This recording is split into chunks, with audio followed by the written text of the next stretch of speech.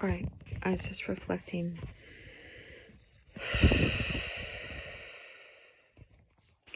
Someone I know was saying that they were hopeless, and so I was just sitting here with that, being present.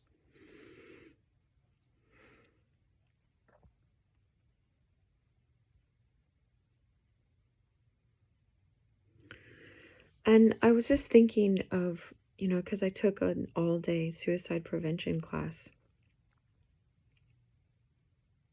a week ago today. And a few of the things they were saying, right? And one thing I was just thinking right now is, when you're mad enough, I was trained where they taught me, you're mad enough to kill someone. You're just taking that anger on yourself because you feel powerless to take it out on other people, as we ought not to take it out on other people. We're invited to forgive for a reason. It saves us from the temporary insanity, But what's underneath that, is this attachment, this deep attachment to, why are we so angry? Clearly, we think this person of ourselves was worth taking care of, was worth protecting, was worth cherishing, was worth standing up for, or holding, or loving, or any of that stuff. And we're so mad that it didn't happen.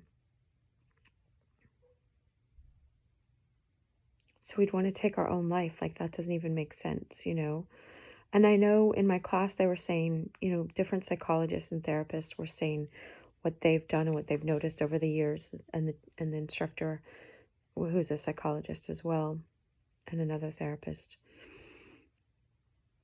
there were two instructors, but was that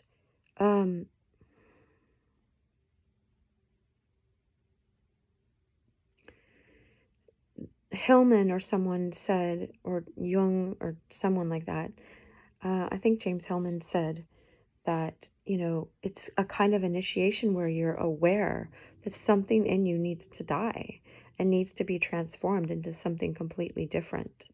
And so there's an awareness in that. It's a great awareness. It's kind of like when you're finally awake and aware that an ego death has to happen, that I remember Latoya Okia saying something that Dr. Miles Monroe had said, nothing's going to change until you're angry enough about the situation you're in. And I don't like being angry, but I know it's underneath there because I just saw it. I saw how angry I had been before when I felt hopeless in situations, it's so funny because I thought of this scene in a movie called Passengers where Jennifer Lawrence was just like screaming, rah! And we always want to fast forward that part because we're like, it's so dramatic. But when you're in that place, it feels like that. And in that part, when Kristen Stewart in the Twilight movies is just like, thinks she's going to lose Team Edward forever. But she's just like, for a whole movie, we have to fast forward all this part when we watch. Anyway, she's just in a fetal position, like in the woods. You know what I mean? But it's like that. It's like that. Because in a feeling state, you feel like that feeling is going to last forever. And so,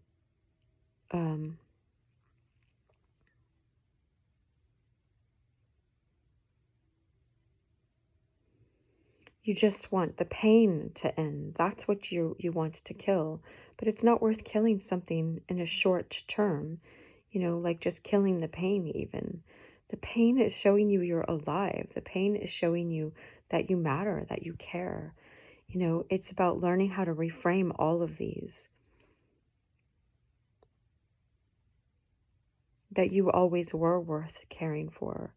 It's just why, of course, that's the part we want to shift and get angry about it first, if we needed to. That why do we keep holding on to this, Einstein said the definition of insanity is to do the same thing over and over again and expect a different result. Well, we keep hanging on to all these people and these things and these events and these situations and these temporary, momentary things to get our worth, and you cannot get your worth from them. I was watching a video yesterday, and Latoya was saying, like, if you got to fix your eyes on something, fix your eyes on Jesus Christ. And like, that's it, nothing else, because he walked here as a perfect man. That's how she described it.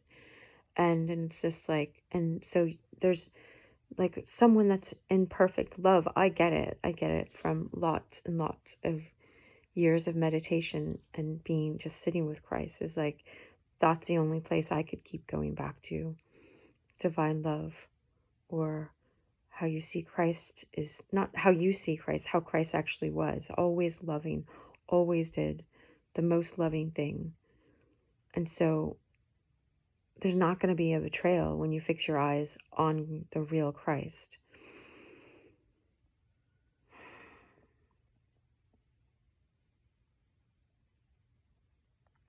But anything less than that are people that, I always say it's like the sun. It's like the sun shined through them.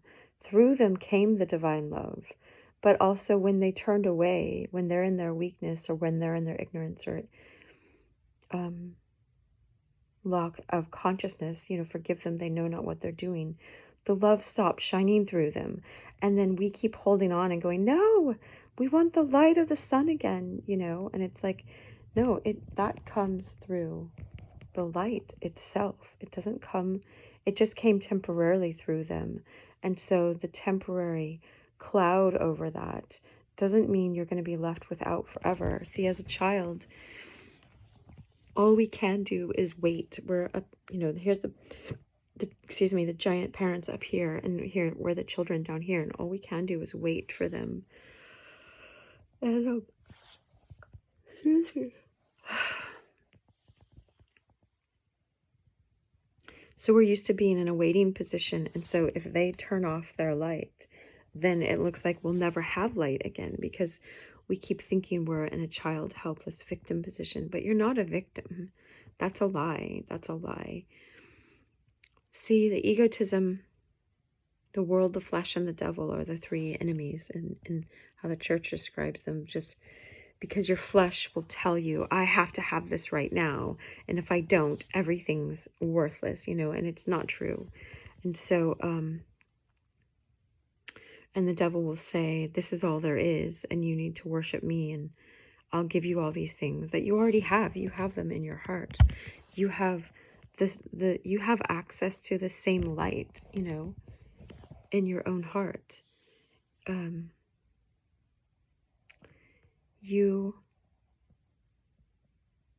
It can come through you just like it came through them. We just get plugged in. I had an acronym in a webinar, I think, in my video on plug, P-L-U-G. It's like, you're divinely protected. You're divinely loved. You're divinely uplifted. And I'll leave it at that, because I said in the video I was only going to have it in that video. But there was a lot more in that. But it's just about being plugged back into the divine. And momentarily, we feel in the moment that we got unplugged, that there's no hope, and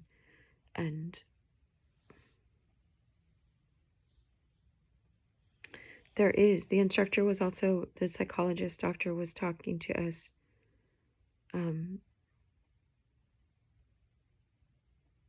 Was talking to us about a man who jumped off the Golden Gate Bridge and lived. And it's very rare that someone lives, because when they plunge into the water, then I won't go into it. But, basically the guy was like, as soon as I climbed over this railing, and they have lots of people looking out for people now, and suicide prevention and all this stuff, but, which is so great now, because your life is precious. Your life is so precious, you wouldn't want your 13-year-old, best friend from grade school, their life to be gone. If you go back to when you were 10 or something, you wouldn't want your sister, your daughter, your son. And so your life is just as precious. We just can't see it sometimes in the moment.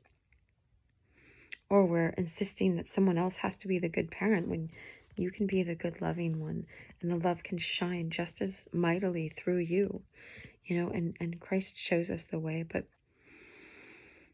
so many people, like there are so many loving beings that have been on this earth that have shown us the way through truth, through awareness, through presence.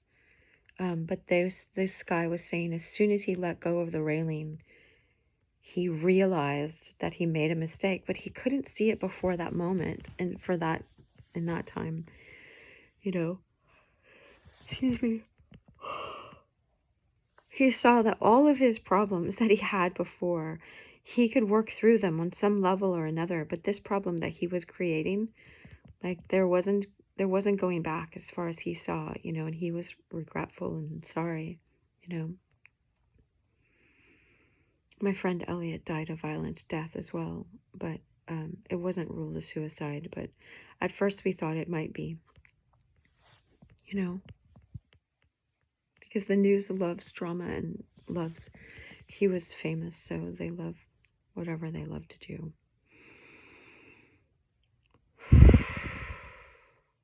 This too shall pass.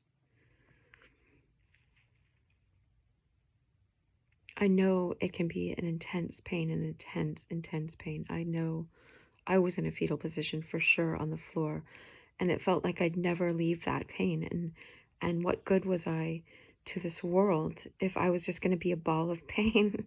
But look at me right now. I'm not a ball of pain, But I thought I was going to be in that moment. And so with the comfort you have received, give to others, there will be a day when the comfort that you receive from that horrible, dark place can be a light to other people, the light that we wanted so badly in this moment,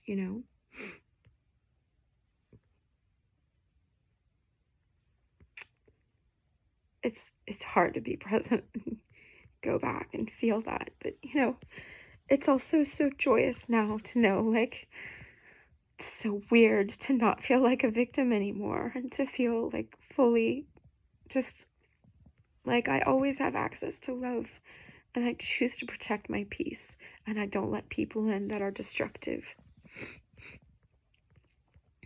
And if I notice they have been betraying me or destructive or whatever, then I know I'll recover. I'll get my covering of love again. And it'll be like this weighted blanket that I have on my bed. Let me pull it up. It's so heavy. Oh, it's tucked in. Hold on. It's right here. And where's my turtle? I sleep with this turtle now. It's like slow and steady wins the race. I love how Latoya said it. She said that, like, this is the only race that being slow makes you win. I had to buy this. I got a lion too. Oh, look, you can see Leia. Got my little dog. Hi, Lay. Right? Yeah. She's like, gimme. What is that petting? And then I have a lion. Remember, be as fierce as a lion. I know it's like a little kid. I don't care. There's a little kid in me that asked for these things and was like, look, I want to learn how to be a lion again. And you don't need and my magical unicorn. I didn't know why I was doing this from my bed with no makeup on or anything. This is, and love. Look, I have the yin and the yang of love, amor. It's on both sides. And so it's just like, I surround myself with this. You don't have to have stuff. I got this ring when I was in Turkey with a heart on it. And it changes colors. But you don't have to have any, like, I could have got this stuff for 25 cents, I could got a little key ring with a lion on it. You don't need stuff. You can draw a picture of it. You don't need anything external. But for me, I choose to surround myself with it so I can remind myself that I'm in love. Things are magical and I can be powerful and I can just be love and I can take things slow and steady wins the race. I wish you so much love.